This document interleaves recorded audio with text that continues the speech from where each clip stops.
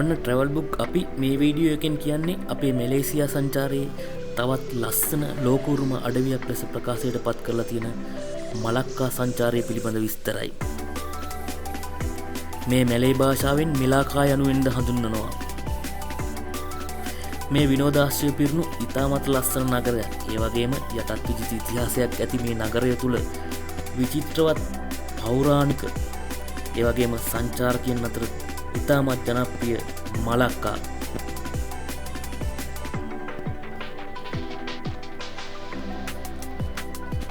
එහෙනම් මලක්කා ගැන ඔබට මේ වීඩියෝවෙන් සියලු විස්තර ගෙනීමට බලාපොරොත්තු වෙනවා.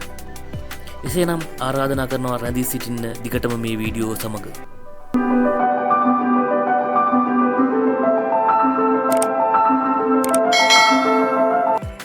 ඔන්න අපි ආවා මලක්කා.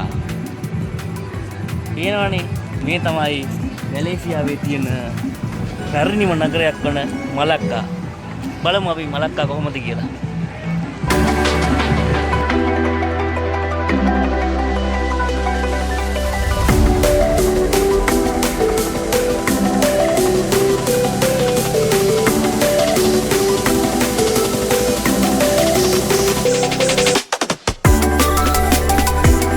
මෙලාකා නොහොත් මලක්කා ලෙස මැලේසියාවේ හඳුන්වන මෙය මැලේසියා අර්ධද්වීපයේ බටහිර වෙරළ තීරයේ මලක්කා සමුද්‍ර සන්ධිය දිගේ පිහිටලා තියෙන්නේ. මේ ඓතිහාසික වැදගත් වෙන වෙළඳ මාර්ගයක් වෙනවා. මේ පාරස්වන සීවසේ ප්‍රධාන වෙළඳ වරායක් වගේම 1511 දී පෘතුගීසින් 1641 ලන්දේසින් වගේම 1824 බ්‍රිතාන්‍ය විසින් යටත් විජිත පාලනයකට ලක් කරගෙන තමයි පාලනය කරලා තියෙන්නේ. එමෙන්ම මේ පෘතුගීසින් ලන්දේසින් බ්‍රිතාන්‍ය පාලනයට පෙර මේ ප්‍රදේශයේ පාලනය කරලා තියෙන්නේ මැලේ සුල්තාන් රාජ්‍ය විසින් කියලා තමයි සඳහන් වෙන්නේ.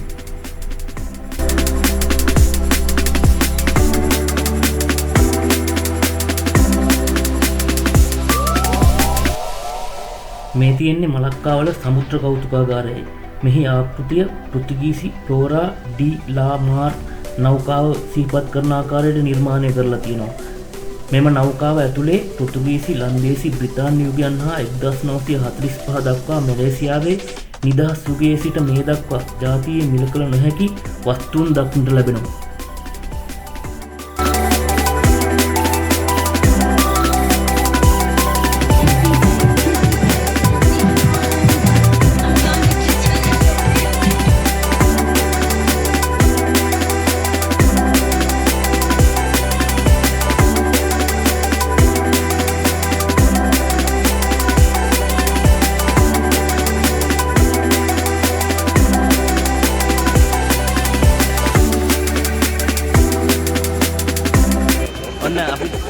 අපි දැන් මලක්කවල විශේෂම තැනක ඉන්නේ.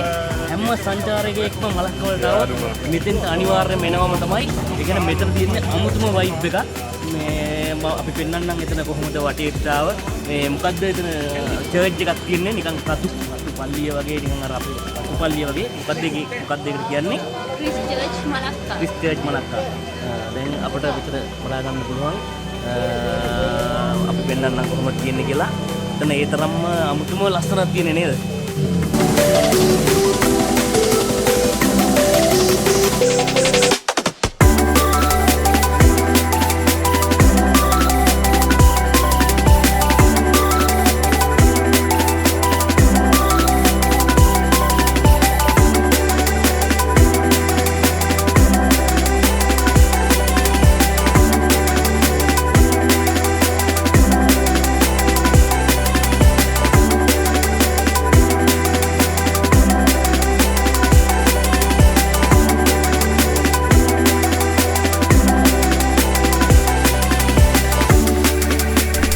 ක්‍රිස්තු පල්ලිය මලක්කාවල ඇති මෙම පල්ලිය 18 වන සියවසේ ඉදි කරන ලද රතු ගඩොල් සහිත ලන්දේසි පල්ලියකි.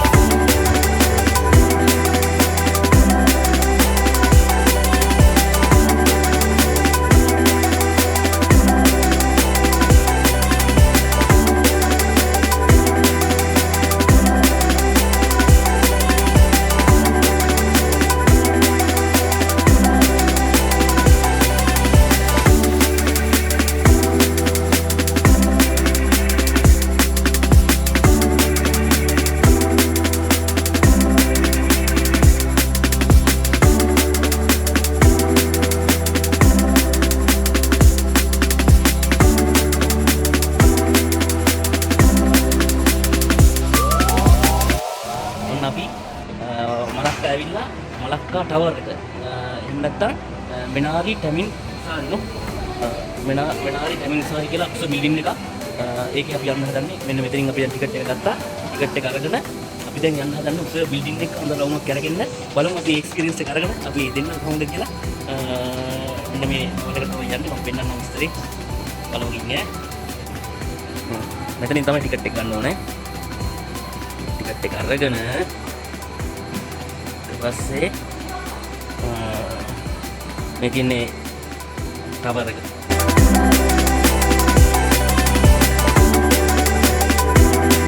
මෙතන තමයි එන්ට්‍රස් එක තියෙන්නේ. මේ තියන්නේ ටිකට්ස් වල මිල ගණන්. එහෙනම් අපි යමු. Let's go.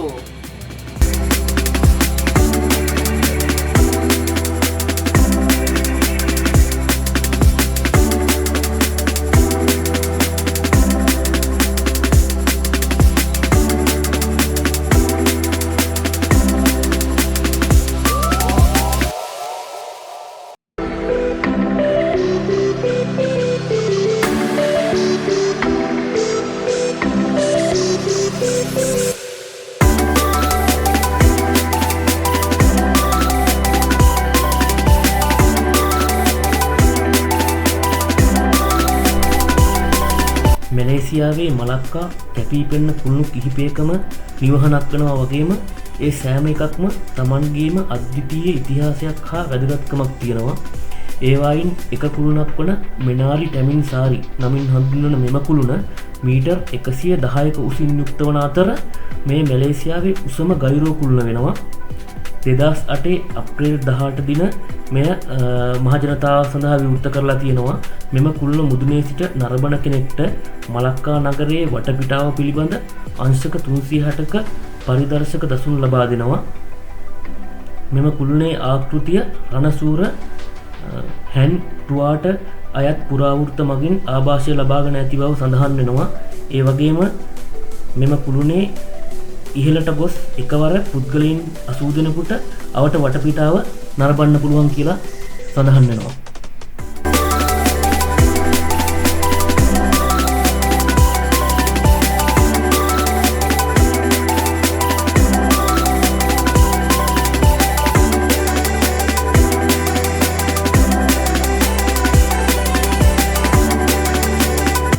තමයි පේන්නේ මලක්කා ටවර් එකට හඳුනගම අංශක 360ම ලස්සනට කරකලා මාර ලස්සන view එකක් පේනවා.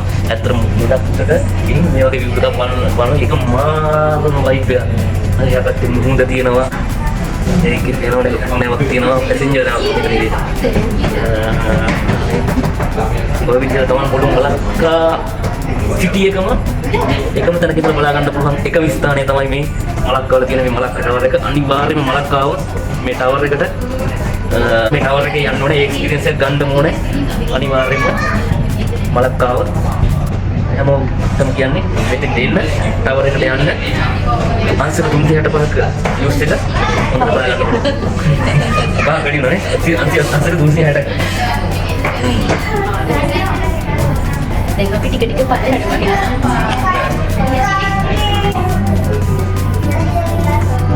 පහළ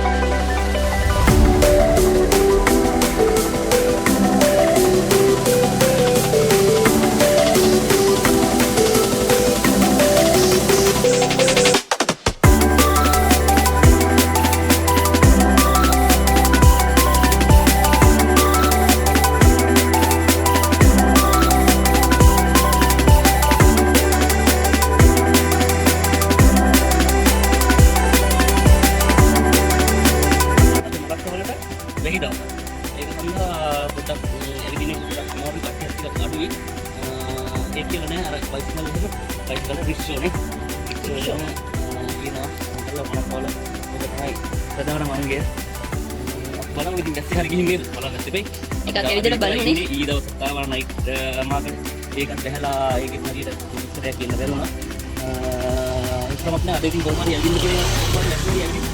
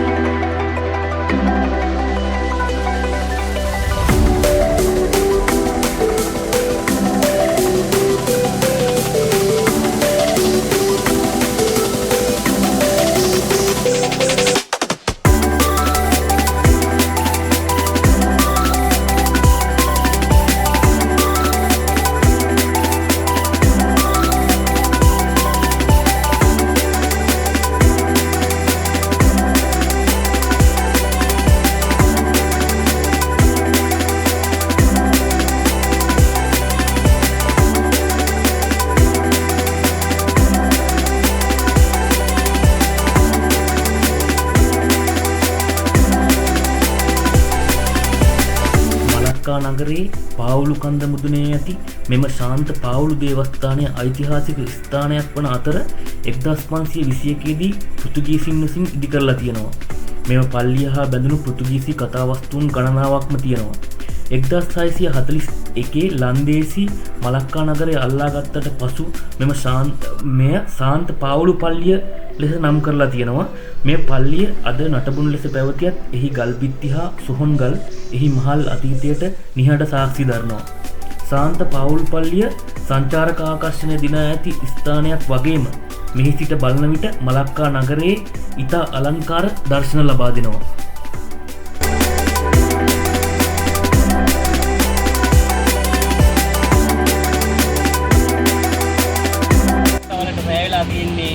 දැන් තමයි ලස්සනට ලයිට් දාලා දැන් අපි යන්න හදන්නේ බෝට් සවාරියක්.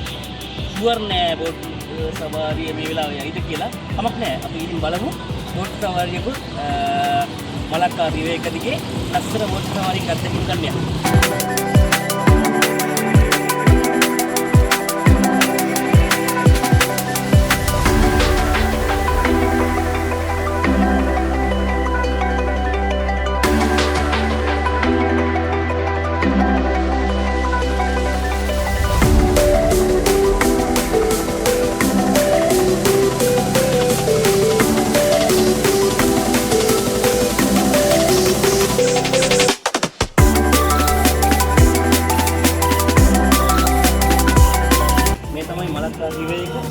මේ වෙලාවට අමුතුම ලස්සනක් තියෙන්නේ බෝට් රයිඩ් යනවා. බලමු ගිහින් බෝට් රයිඩ් එකක් ගන්න. අතරින් තමයි බෝට් රයිඩ් එක පටන් ගන්නෙ. අතරින් ඒ හරියට අපි ගිහින් බලමු බෝට් රයිඩ් එකක් ගන්න පුළුවන්ද කියලා. යා.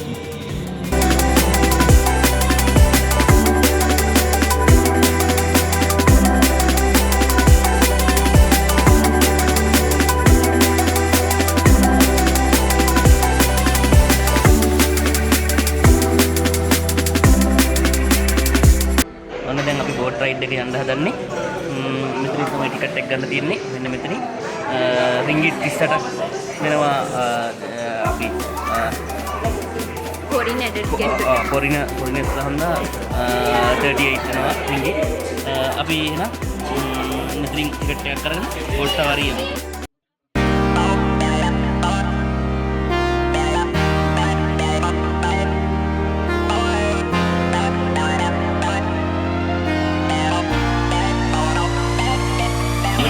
මලක්කා නෙවෙයි බෝට් සවාරිය යනක මම ඉන්නේ ඔෆිස්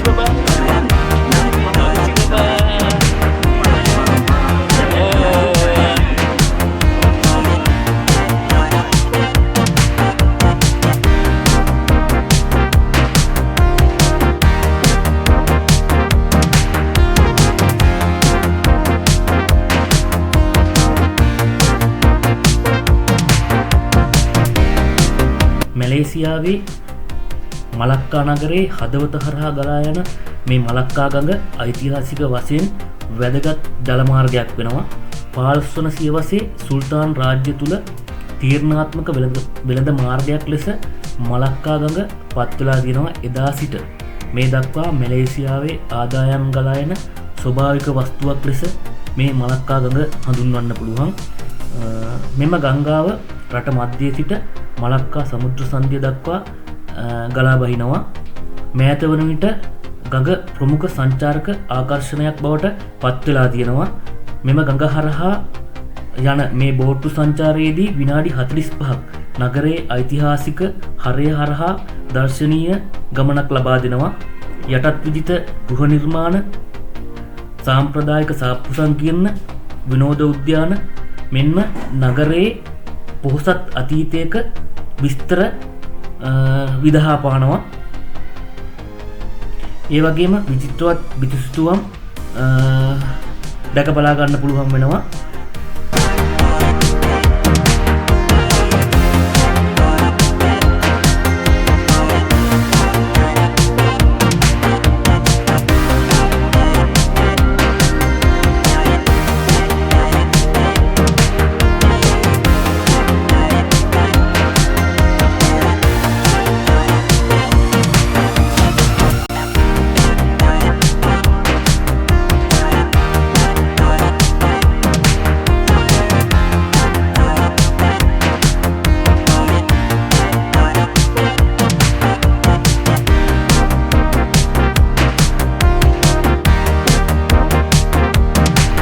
මලක්කා නගරේ සංචාරයන සංචාරකින් අතර ජනප්‍රිය අංගයක් තමයි මේ රික්ෂෝ එක්ක යන එක.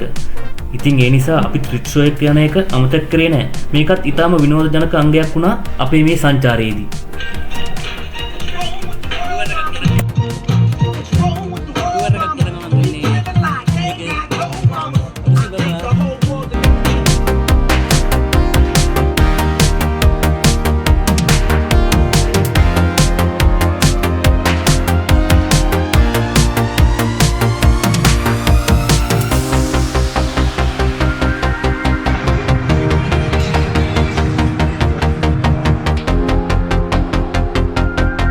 එසේනම් අපේ මලක්කා සංචාරයේ විස්තර මෙතනින් අවසන් කරනවා. තවත් ලස්සන වීඩියෝකින් ඉදිරියේදී හමු වීමේ බලාපොරොත්තුවෙන් ආරාධනා කරනවා. subscribe කර තබා ගන්න travel book අපගේ YouTube channel එක.